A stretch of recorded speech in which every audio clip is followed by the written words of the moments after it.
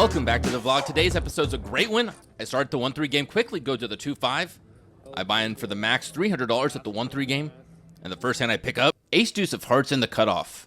Folds around to me. I'm going to open the action to 15. There's only one player that wants to come along. It's the button. He's going to have superior position on me throughout the hand. We're going heads up to the flop. It comes out jack, king, 3, 2 hearts for me, 4 hearts, 1 to go. I'm going to continue betting. I make it 25. The button's okay with that price. He makes the call. I'm thinking that if he has a king or jack, it's going to be hard to push him off. I need to hit my heart. It doesn't come, though. It's a 6 of diamonds on the turn. I'm not done betting yet. I want to continue taking the initiative, and I'm still drawing to the nuts. And so if it comes, I want money in the pot so I can get extra in on the river. I make it 50. My opponent goes to fold. It looks like I'm going to get this through, but incredibly, he flips over the king of diamonds and then makes the fold. He must have had a terrible kicker, or he must have just believed me. I'm a little bit in shock, but I'm totally okay with the result. If you want to support the channel, don't forget, hitting that like button helps me so much. I really appreciate it. Let's get back to the action. I do a table change, have to move to c5 for a single hand, and I pick up pocket queens in the small blind. The under the gun player is limped. Folds around to me. I make it 20. The big blind calls. The under the gun player comes along as well. Three-way action, 60 in the pot, and the flop comes out ace 3-4, a connected wet board with an ace on it. Terrible for me. I do have a backdoor queen high flush draw. I decided check. All the opponents decided check. We go to the turn, which is the 4 of hearts. Now I'm 1 heart away from the second nuts. And the undergun player bets 25 out. I decide my hand's strong enough to call, not strong enough to raise. I'm going to see the river. It's a 4 of spades. Now I have a full house. Definitely a weird run out. I'm going to check it to my opponent. Play it cool. He bets 40. I think I'm just burning money at this point, but there's no way I'm going to fold my pocket queens. I make the call, bracing for an ace. Instead, he shows pocket nines. My queens are going to be good. I'm scooping the pot. 424 my stack. And I pick up ace, deuce of spades, another suited ace. I'm going to open the action at 15 under the gun. The small blind is the only player that makes the call. Heads up action again. The flop comes out ace 7-7. I've paired my ace, but the board is also paired, and my kicker is rubbish. The small blind checks to me. I'm okay with checking back, seeing the turn, playing it safe, pot control. The turn is the 10 of hearts, and this time my opponent leads right into me, bets 20. I'm, of course, going to make the call. My 2 is now irrelevant. I have a 10 kicker in play. And the river's a 4 of clubs. Once again, my opponent doesn't ever look back at his hand. Goes for it with $35. He could definitely be bluffing, but he's also the small blind. He could easily have a 7. I could be playing for a chop. I'm really not that interested in this hand. I kick it away. What do you guys think about that one? Maybe a little too tight of a fold. He flips over 10 queen of clubs, hitting the flush on the river. I save myself $35. I rack up my chips to head to a different table, and I pick up the best hand in poker. Pocket aces in the hijack. Right as I'm about to go, my chips are racked up. This is super dangerous, as we all know. Except I'm not leaving the card room. I'm just changing tables. Maybe I'll be able to hold on to him. Maybe I'll be able to double up. Unfortunately, it folds around to me. I'm going to open the action at 15, just begging that someone wants to come along. The small blind and the big blind dude, they both are playing defense as we go to the flop. Deuce 8-9. I have the ace of hearts. It's connected, but I'm not too worried about the board. I'm continuing to bet 35. And the small blind check raises me to 120. I got to YOLO it. I got to go for it. There's no way I'm going to make this fold. I push in my full stack. He makes the call for 118. 522 in the pot. We're going to a run out. The turn is the 9 of spades. That's not a good one to see. And the river, the 6 of diamonds, completing some straights. I flip over my hand, and my opponent says, oh, he had an overpair as well. Of course, my ace overpair is going to be taking the pot. 648 in my stack. Now I got to stick around for a few more hands, but it's not a bad thing picking up pocket tens under the gun. I make it 15. The middle position player is the only one that wants to come along. It's a lot of mono this session. 34 in the pot. 7 ace 10 on the flop. Hit my set. There's an ace on the board. Perfect. I hope he has ace king, ace queen, ace jack. I'm going to be taking a lot of money. I do have to tread carefully. There's 2 spades and straight draws possible. I bet 25. Heating up the action. And the middle position is cool with that price. Throws it in the pot. Headed to the turn. It's the 3 of clubs. A safe blank. And this time I'm going to juice it up. I go 70. Unfortunately, my opponent has a hand that he's not interested in seeing the river with. He makes the fold. 692 in my stack. Toss a few away. And I pick up another suited ace. Ace 10 of spades in the small blind. The under the gun player limps. So does the middle position. And hijack player, the button, opens the action to 25. I could definitely 3-bet here. Maybe would prefer to do it with ace queen, ace king, possibly ace jack. I'm just going to make the call. The under the gun player completes as well. 85 in the pot. 3-way action to the flop. Deuce 7 deuce. No good for me. I do have backdoor spades. I check. The entire table checks. We go to the turn. It's the 3 of diamonds. It checks around to the button, and he leads out for 45. I don't believe him one bit. He was the one that raised pre-flop. He checked on the flop. I would have expected him to continuation bet if he had a little bit of anything. Now he's trying to represent that he has something strong. I don't buy it. I don't believe it. I put in the raise to 145. And the raise is going to get through, scooping the pot, 782 in my stack, and I cash out because I'm headed to the 2-5 game. Bought in for 300, out for 782 for a profit of 482. I buy in for 503 at the 2-5 game. Barely have to put any of my own money on the table, just my winnings from the 1-3 game. And the first hand I pick up in the small blind is pocket queens. The other gun player opens the action to 20. I love to see it. The button makes the call, and of course, I'm going to put in a 3-bet. I go with 100. The undergun player isn't scared.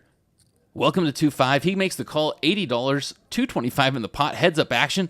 The flop comes out 8-5-6, no ace, no king. I love to see it. It is a wet connected board, but remember, this player raised under the gun 20. The only thing I'm really worried about, maybe a set of 8s or a set of 6s. 9-7 doesn't seem likely. Aces or kings would have re-raised me pre-flop. I think I have the best hand. I'm going to continue betting. Same bet as I did pre-flop. I make it 100. 325 in the pot. My opponent, who maybe had ace, king, ace, queen, doesn't want to stick around. He makes the fold. I'm off to a good start at the 2-5 game, but little do I know what is in store for the rest of the session. Picking up pocket 4s in the low jack, 621 on my stack. The undergun once again makes it 20. I come along for the ride. The big blind defends, 62 in the pot, 3-way action. This flop is 7 deuce 9. I don't connect, but I don't know if anyone else did either.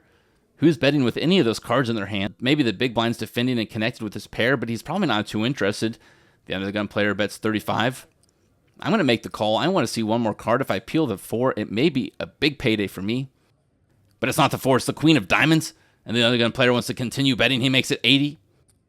Maybe I had him on the flop. Maybe I didn't. But this turn card is definitely a cause for concern. If I want to win this pot, I'm probably going to have to take over the initiative. I'm probably going to have to attack. I don't want to attack, and I don't want to defend. I want to fold. 569 in my stack. Lose it down just a little bit to 527. And I pick up king 9 of spades in middle position. I open the action to 15. The cutoff makes the call. So does the button. Everyone else folds. We're headed 3 ways to the flop. 52 in the pot.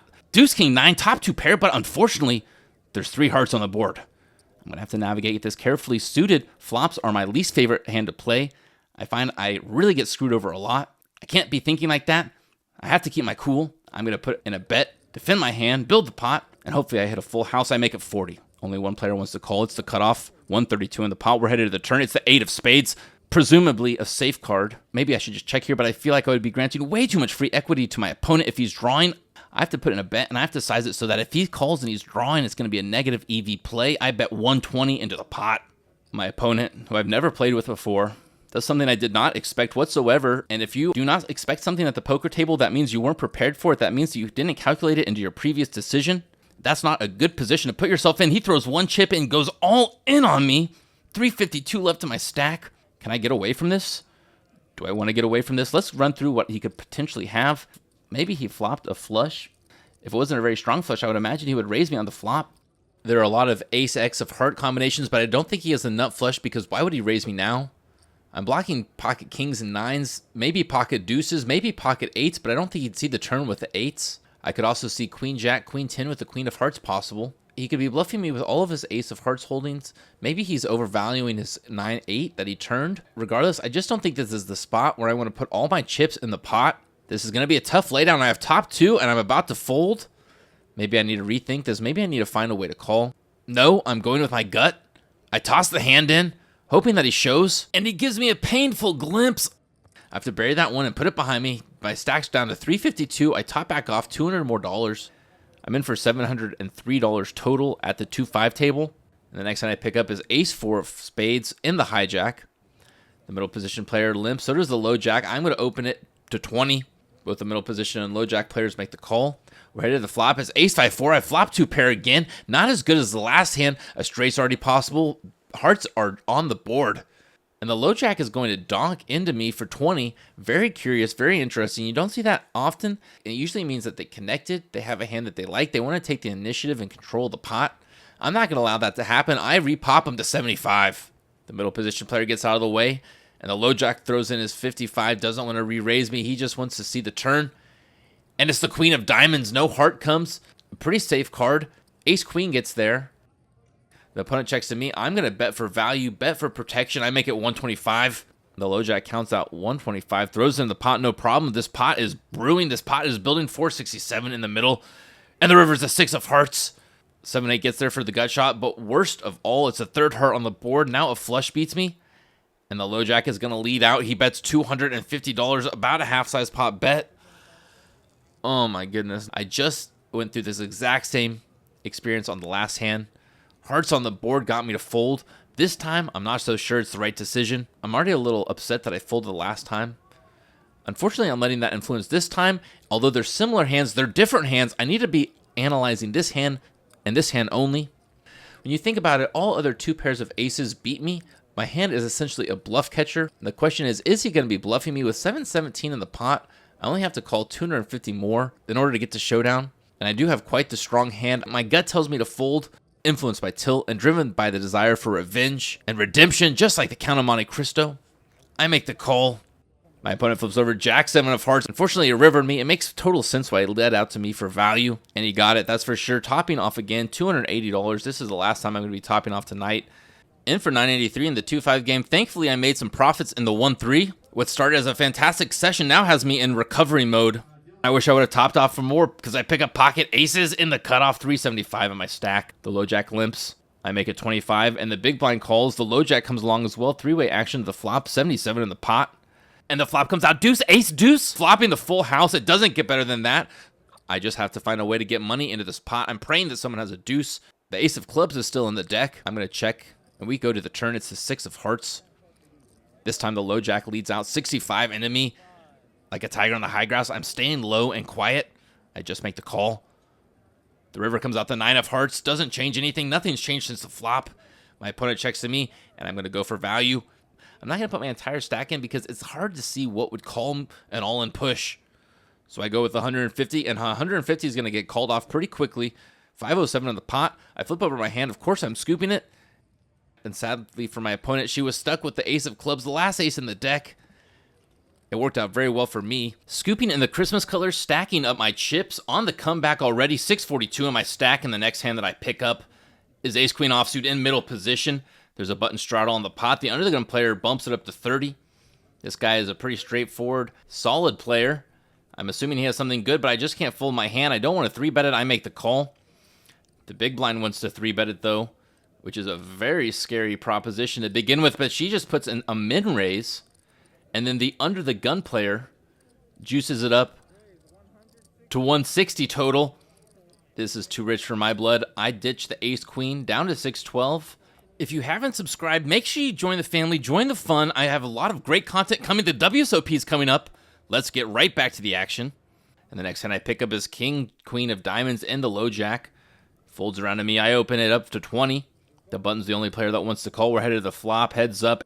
8-10 deuce. I have 4 diamonds. Another flush draw on the night. I haven't been so lucky with them. I'm out of position. I'm going to check to him, and he bets 25. I could put in a 3-bet here, but once again, I just want to chill. I just want to make the call. This is the same guy that bluffed me earlier. Maybe he'll try it again. The turn is a 7 of hearts, a complete blank for me. This hand is starting to look bleak. I'm just trying to scrape by. Hopefully I get a king or a queen on the river. I check. My opponent checks as well, giving me a free card. Could be a huge mistake, and it is a 3 of diamonds. Once again, I get tricky. I check it over to the button. He's going to take a stab at it. He bets 40. Hopefully he's not bluffing. Hopefully he's going for a little bit of value because I'm definitely going to be putting in the check raise. The question is, how much can I milk him for? How much can I get out of him? I'm not used to bet sizing in the 2-5 game. What seems like a big bet in the 1-3 is basically nothing in the 2-5. I decide the perfect sizing is going to be 225. Hopefully he doesn't have the nut flush on me. That would be devastating. It would be reason why he would check on the turn, just like me. I slide in the greens. He makes the quick call, throws in the 185. I flip over my hand, and my hand is going to be good. Scooping another massive pot, 889, and my stack lose it down just a little bit to 862, and I pick up ace-jack offsuit on the button. Great position, pretty solid hand. The low jack opens to 20. The cutoff makes the call. I don't think this is a hand worth 3-betting anyways. This might be a hand I should just toss into the muck, but I am on the button. I make the call. The big blind completes. 4 players to the flop, $82 in the pot. The flop comes out 4-5 jack. I've hit my top pair, and I have the most beautiful kicker at the ball. It checks around to me. I'm definitely going to put in a bet. I make it 35. And the big blind is the only player that completes. Interesting. Maybe he has jack 10, 6, 7. Hopefully not 4-5. The turn is the queen of clubs. I can't imagine the queen hit my opponent unless he has queen jack, but possibly he has a flush. I decide to play it safe and check back. The river is the 8 of diamonds. When the opponent checks me one more time, I need to go for value. He probably has a worse jack. Definitely would have bet with a flush. Probably would have bet with 6-7. I'm not worried about 9-10. And if he has 6-7, he's not going to raise me when I bet. I need to bet for value. If I value own myself, it's okay. I make it 60. The big blind wants nothing to do with this hand anymore. He makes the fold. I'm scooping another pot. I rode that heater and made a comeback. I think this is the perfect time for me to leave. I lose it from 959 down to 915. I'm in for 983 at this table, so I took a little bit of a loss. But with my profit at the 1-3 game, I'm leaving with a profit. In for 501. Out for 915 for a profit of $414. What a great roller coaster of a session. Subscribe to PokerBEASTs. Thank you so much for watching. As always, Kato out.